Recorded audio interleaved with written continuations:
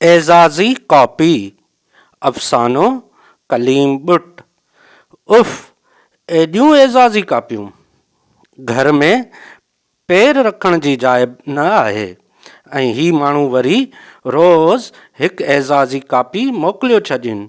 ॼण मां उन्हनि ॼटनि जे कारे कयल पननि खे वेही पढ़ंदुसि। ही पाण वारा लेखक बि केॾा न वांदा आहिनि जो रोज़ किताब छपरायो वेहो रहनि। असां त पंहिंजी जवानी में बि को किताब कोन पढ़ियो।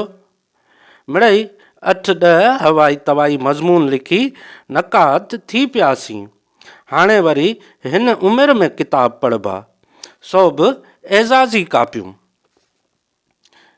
पर उहो रीगल चौक वारो नसवारी केॾो नला आहे। हेॾनि थुलनि किताबनि जा रुगो 30 रुपया ई ॾींदो आहे।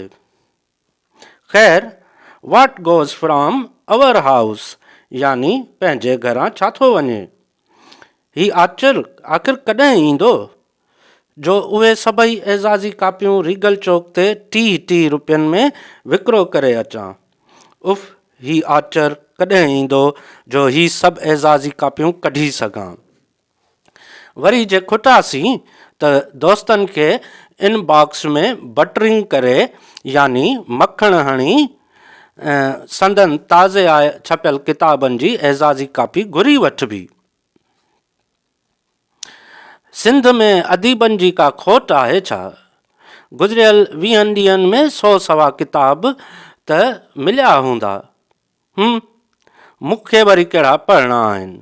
नसवारी खे ॾेई ईंदुसि ऐं 1500 खनि ठही पवंदा। चांहि पाणी जो ख़र्चो बि त निकिरणु घुरिजे या न।